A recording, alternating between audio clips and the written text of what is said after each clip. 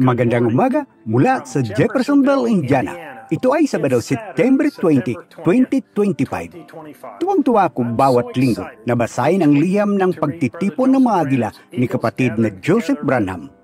Hindi niya maaaring maging mas malinaw na nagpapaliwanag kung ano ang aming pinaniniwalaan ayon sa pagtuturo ng TEG.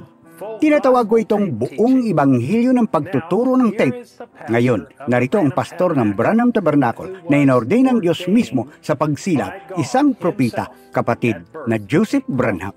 Minamahal ng mga pinawalang sala. Ngayon, doon ay kanilang, hindi ang makasalanan, kanilang ang tinutukoy ngay ang iglesia sa panahon na yun. Hinanapan nila ng kasiraan ang taong yun na siyang salita. Tama ba?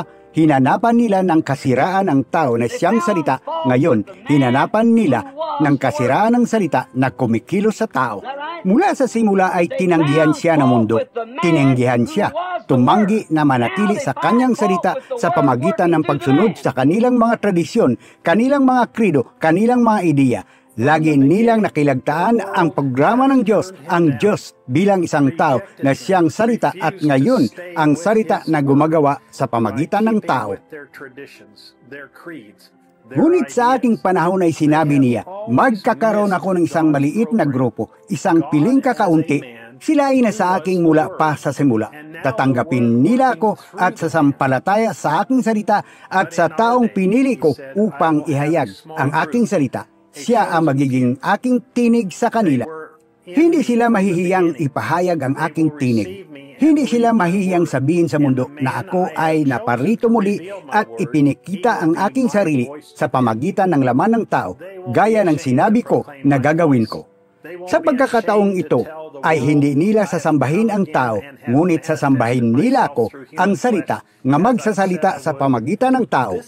Iibigin nila ako at ipahayag ako sa bawat himaymay ng kanilang pagkatao. Kaya binigay ko sa kanila ang lahat ng kailangan nila upang maging aking nobya. Pinatibay ko sila ng aking salita, sapagkat sila ay aking salita na nagkakatawang tao. Kung kailangan nila ng kagalingan, sinasalita nila ang aking salita.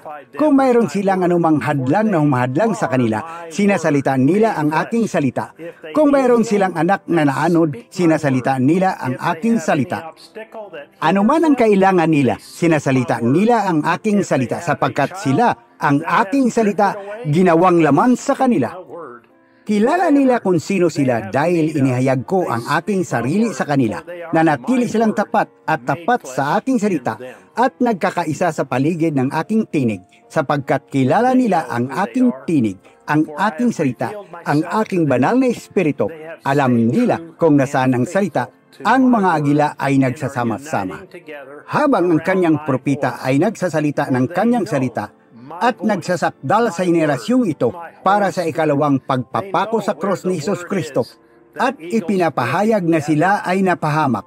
Ang nobya ay nagsasaya sapagkat alam natin tayo ang kanyang nobya na tumanggap at tumanggap ng kanyang salita. Sumisigaw kami mula sa kaibuturan ng aming puso at sinasabi, ako sa iyo, Panginoon. Inilalapag ko ang aking sarili sa altar nito na inilaan mismo sa abot ng nalalaman ko kung paano. Iwaglit mo sa akin ang sanlibutan. Panginoon, iwaglit ang mga bagay mula sa akin na mga lumilipas. Ipagkaloob sa akin ang mga bagay na di lumilipas, ang salita ng Diyos. Naway, maipamuhay ko ang salita na yun ng maigi hanggang sa ang salita ay pumisan sa akin at ako sa salita, iyo pong ipagkaloob ito, Panginoon. Naway, hindi ako tumalikod mula rito. May buhay at may kamatayan, may tamang daan at may maling paraan, may katotohanan at may kasinungalingan. Ang mensaheng ito, ang tinig nito, ay ang perpektong, inilaan na paraan ng Diyos para sa ngayon. Halina't samahan ng isang bahagi ng makapangyarihang nobya ng Diyos habang tayo ay nagtitipon sa paligid ng kanyang inihayag na salita at pinakikinggan ng mensahe ang pagsasakdal 63-0707 in Brother Joseph Branham. Hinikayat kong lahat na i-print ang liham na ito bawat linggo mula sa www.branhamtabernacle.org. Pakinggan ang mga tape bawat linggo. Babaguhin ito ang iyong buhay. Gayon din sa maraming wikang banyaga sa buong pakikipagtulungan sa Branham Tabernacle, ang Sierra Vista Fellowship na may website. Pumunta sa www.sbfellowship.info. Hanggang sa susunod, na pagpalain kayo ng Diyos at Shalom!